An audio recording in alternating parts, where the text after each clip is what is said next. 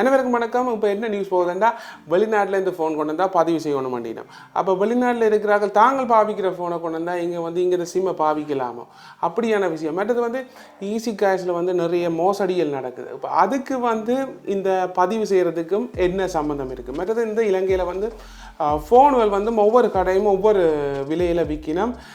சரியான விலைன்னு சொல்ல இயலாது. மற்றது டூப்ளிகேட் ஐட்டங்களும் வருது. இதுக்கெல்லாம் சொல்யூஷனாக தான் இப்போ கட்டாயமாக டிஆர்சிஎஸ்எல் ஃபோனை பதிவு செய்ய சொல்லியிருக்கணும். அதுவும் ஜனவரி 29 டேட் முடிஞ்சுது. அதுக்கு பின்னுக்கு வேண்டுற ஃபோனுகள் கட்டாயமாக பதிவு செய்யணும். அது எப்படி பதிவு செய்கிறது, அதுன்ற விழாவாரியாக டீட்டெயிலாக நாங்கள் பார்க்க போகிறோம். வாங்க வீடியோக்குள்ளே போவோம். வீடியோக்கு போக முதல் சேனலுக்கு புதுசுண்டா மறக்காமல் சப்ஸ்கிரைப் செய்த ஆதரவு தாங்கோ. இந்த ஆதரவு நிறைய வீடியோக்களை உங்களுக்கு போடக்கூடியதாக இருக்கும். இப்போ இறுதியாக நடந்த அரசாங்கத்தின தகவல் திணைக்களம் உரையாடலில் என்னென்ன விஷயங்கள் கதைக்கப்பட்டா, இப்போ இந்த டிஆர்சிஎஸ்எல்ல பதிவு செய்யாட்டி முதல்ல டிஆர்சிஎஸ்எல்னா என்னென்னு பார்க்கணும். Telecommunication regulatory commission of Sri Lanka தான் டிஆர்சிஎல். இது கட்டாயமாக எங்கள்கிட்ட பாவிக்கிற ஃபோனுகள் மொபைல் ஃபோனுகளை பதிவு செய்ய சொல்கிற ஒரு தொலைத்தொடர்பு நிர்வாகம்.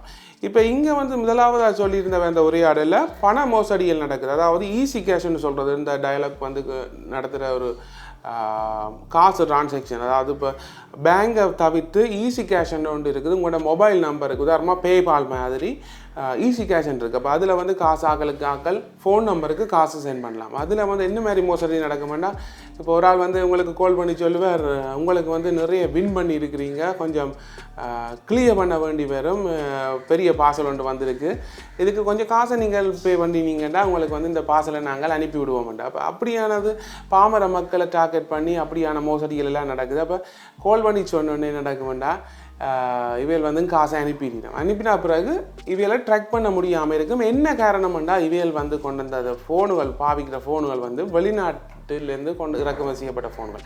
அப்போ அரசாங்கத்தாலேயோ ஒரு போலீஸாலேயோ அந்த ஃபோனோட ஐமி நம்பரை வச்சு கண்டுபிடிக்க முடியாமல் இருக்குது. ஐமி நம்பர்ன்ற என்னென்னா, உங்களுக்கு ஐடென்டி கார்டு நம்பர் இருக்கிற மாதிரி, காருக்கு வெஹிக்கிள் நம்பர் இருக்கிற மாதிரி, இது உங்களுக்கு ஒரு ஃபோனுக்கு ஐடென்டிஃபை பண்ணக்கூடிய நம்பர். இதை எப்படி பார்க்குறேன்னா, *06# என்ற இலக்கத்தை அடிச்சிங்கன்னா நம்பர் வரும். டுவல் சிம் 30 ஃபோனுகள் நிறைய இருக்குது. அப்போ 2 சிம் உள்ள ஃபோனுன்னா 2 ஐமி நம்பர் காட்டும் உங்களுக்கு. இல்லை அது ஒரு ஐமி நம்பர் தான் காட்டும். அதை வச்சு தான் உங்களோட ஃபோனுக்கு ஒரு ஐடென்டி கார்டு மாதிரி உங்களோட ஃபோனை ஐடென்டி பண்ணுறது அந்த நம்பரை வச்சு தான். அதாவது இப்போ ஃபோன் உங்களை துளைஞ்சி தந்தாலும் நீங்கள் கம்ப்ளைண்ட் பண்ணினா அவன் கண்டுபிடிக்க முடியாமல் இருக்குது. என்ன காரணம்னா, அவன் ஐமி நம்பர்கள் எல்லாம் ஃபேக்காக இருக்கிறது காரணமாக இருக்குது. மற்றது இங்கே பதியப்படாதன்றதில் இந்த ஃபோன் யார் வேண்டினது இங்கே வேண்டினன்ற டீட்டெயில்கள் இருக்காது. அதுவும் ஒரு காரணம். இங்கே நிறைய ஃபோனுகள் இப்போ அரசாங்கத்துக்கு டேக்ஸ் கட்டாமலோ அப்படி இல்லீகலான விடயமாக கொண்டு இருக்குது. அதை விட வெளிநாட்டிலேருந்து ஃபோனுகளை அனுப்பி விடுவினோம். அப்போ இதால் என்னென்ன பிரச்சனை இருக்குன்னா, ஒரிஜினல் ஃபோனுகளும் வராது. இப்போ டூப்ளிகேட் ஃபோனுகளும் மார்க்கெட்டில் வில்படுது. இப்போ டிஆர்சிஎஸ்எல் என்ன செய்யும்டா, சரியாக இதை பார்த்து எல்லா ஃபோனும் கிட்டத்தட்ட ஒரே விலையில் விற்கும். ஏன்னாடா, இப்போ நாங்கள் வெளிநாடு போனாலும் அங்கே ஒரு ஐஃபோனோட விலை $999, இங்கே பார்த்தாலும் $999. ஆனால் இங்கே அதே இது பார்த்தோம்னா, சாம்சங்கை பார்த்தோம்னா S25 ஒரு விலையில் விற்கும். அதே மாதிரி டூப்ளிகேட்டும் இருக்குது. அதாவது துபாய் வெர்ஷன்லாம் சொல்லுவேன். அப்படியான ஃபோனுகள் எல்லாம் நாங்கள் சரியாக கண்டுபிடிக்க இல்லாத கன பேர் லொஸ்ட் ஆகினோம். அதே மாதிரி ஐஃபோன் விற்கிறாண்டு மாற்றி ஆண்ட்ராய்ட் ஃபோன் எல்லாம் விற்கினோம். அப்போ அப்படியான பிரச்சனைகள் இந்த 3 மெயின் பிரச்சனைகள் இருக்குது. இதுக்கு சொல்யூஷனாக நீங்கள் கட்டாயம் ஐமி நம்பரை நீங்கள் பதிஞ்சு கொள்ளணும். இது ஐமி நம்பர் பதிகிறது நான் உங்களுக்கு சொன்னால் *06# என்ற இலக்கத்தை அடிச்சிங்கன்னா அதில் ஐமி நம்பர் வரும். அதை வச்சுக்கொண்டு இப்போ இன்னொரு பிரச்சனை வரும். இப்போ உங்களோட ஃபோன் பதியணுமா கட்டாயமாண்டா இல்லை, நீங்கள் ஆல்ரெடி பாவிச்சு கொண்டு இருந்தீங்கண்டா கட்டாயமாக பதிய தேவையில்லைன்னு தான் இந்த ப்ரெஸ் மீட்டப்பில் சொல்லப்பட்டது. நீங்கள் ஏற்கனவே பாவிச்ச ஃபோனுண்டா அதுக்கு ஆல்ரெடி நீங்கள் சிம்மை பாவிப்பீங்க, அதெல்லாம் டேட்டாவை அவை எடுத்திருப்பிடலாம். ஆனாலும் ஜனவரி 29 பிறகு வர ஃபோனுகளை தான் நீங்கள் கட்டாயம் பதியணும். அதுவும் டிஆர்சிஎஸ்எல் இப்போ நீங்கள் ஒரு அப்ரூவ் பண்ணின கடையில் வேண்டினீங்கன்னா நல்லா உங்களுக்கு பதிய தேவையில்லை. இல்லாட்டி கட்டாயமாக நீங்கள் பதிஞ்சு தான் பாவிக்கணும். உதாரணமாக வெளிநாட்டிலேருந்து ஃபோனை கொண்டு உங்களுக்கு தெரியணுமென்றாலும் பதியணும். அதே மாதிரி நீங்கள் ஆன்லைனில் ஆர்டர் பண்ணினாலும் பதியணும். இப்போ இது உண்மையாக உங்களோட ஃபோன் ஆல்ரெடி பதியப்பட்டிருக்கான்னு பார்க்குறதுக்கு IMEI என்று அடித்து இடைவெளி விட்டு உங்களோட ஃபோனோட IMI நம்பர் சொல்லுவீங்கன்னா ஐமி நம்பரை, அதாவது ஐமி என்று அடித்து ஸ்பேஸ் விட்டு ஐமி நம்பரை எப்படி அனுப்பணுமெண்டா 1909 1909 என்ற இலக்கத்துக்கு அனுப்பினா அது உண்மையாக அப்ரூவல் ஆகியிருக்கா இல்லையான்னு உங்களுக்கு வந்து கொள்ளும். இப்போ வெளிநாட்டிலேருந்து வாராக்களுக்கு சொல்யூஷன் என்னென்னா, வெளிநாட்டிலேருந்து நீங்கள் ஒரு ஃபோனை கொண்டாடுறீங்க, ஆனால் உங்களுக்கு வந்து பதிய தேவையில்லை. என்ன காரணம்னா, நீங்கள் இலங்கையில் ஒரு சிம் எடுத்து உங்களோட பாஸ்போர்ட்டை வச்சு எடுத்தீங்கன்னா நீங்கள் பதியாமலே அந்த ஃபோனை பாவிச்சு கொள்ளலாம்.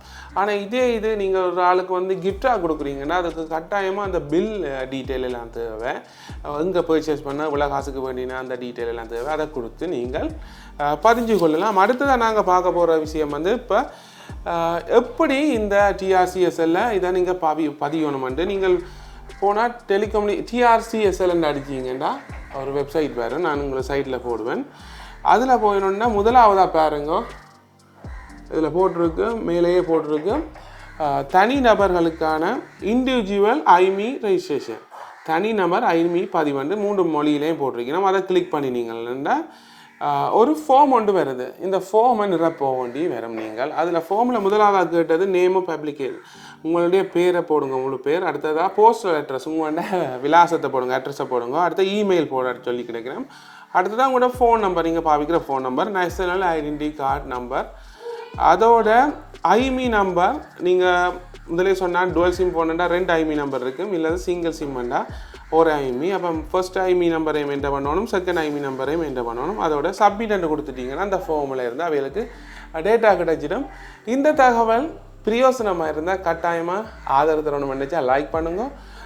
நிறைய பேருக்கு இதை பற்றி டவுட்டுகள் இருக்குது, வெளிநாட்டிலேருந்து ஃபோன் பண்ணுறாங்க, அவைகளுக்கு ஷேர் பண்ணி விடுங்க. மறக்காமல் சேனலை சப்ஸ்கிரைப் பண்ணி பெல் நோட்டிஃபிகேஷனை கிளிக் பண்ணுங்க. நிறைய காணொலிகள் உங்களுக்காக நான் போட்டுக்கொண்டிருப்பேன். ஓகே, அடுத்த காணொலியில் சந்திப்போம். நன்றி, வணக்கம்.